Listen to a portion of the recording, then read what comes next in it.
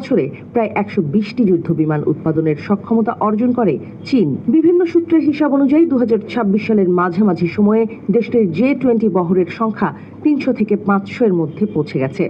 আবার কিছু আন্তর্জাতিক গবেষণা প্রতিষ্ঠানের ধারণা ২০৩০ সালের মধ্যে এই সংখ্যা ১,০০০-এ পৌঁছাতে পারে। ভারতীয় বিমান বাহিনীর সাবেক উপপ্রধান এয়ার মার্শাল নর্মদেশ্বর তিওয়ারির মতে, বছরে ১২৫টির মতো উন্নত যুদ্ধ বিমান তৈরি করার সক্ষমতা কেবল প্রযুক্তিগত উৎকর্ষ নয়, বরং একটি শক্তিশালী শিল্পভিত্তি ও সুসংগঠিত সরবরাহ ব্যবস্থারও প্রমাণ। তিনি বলেন, চীন এই প্রকল্পকে জাতীয় অগ্রাধিকারের পর্যায়ে নিয়ে গিয়ে দীর্ঘমেয়াদী পরিকল্পনার মাধ্যমে বাস্তবায়ন করেছে। প্রথম উপসাগরীয় যুদ্ধের পর থেকেই তারা আধুনিক বিমান শক্তির গুরুত্ব উপলব্ধি করে ধারাবাহিকভাবে বিনিয়োগ ও উন্নয়ন চালিয়ে গেছে।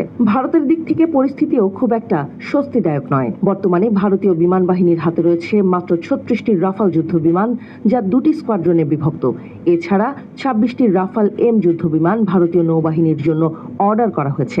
একই সঙ্গে আরও ১১৪টি রাফাল কেনার বিষয়ে আলোচনা চলছে, যার সম্ভাব্য মূল্য কয়েক দশক বিলিয়ন ডলারের মধ্যে হতে পারে। তবে সেই প্রক্রিয়া সম্পন্ন হলেও স্টেলথ সক্ষমতার ঘাটতি পুরোপুরি পূরণ হবে না।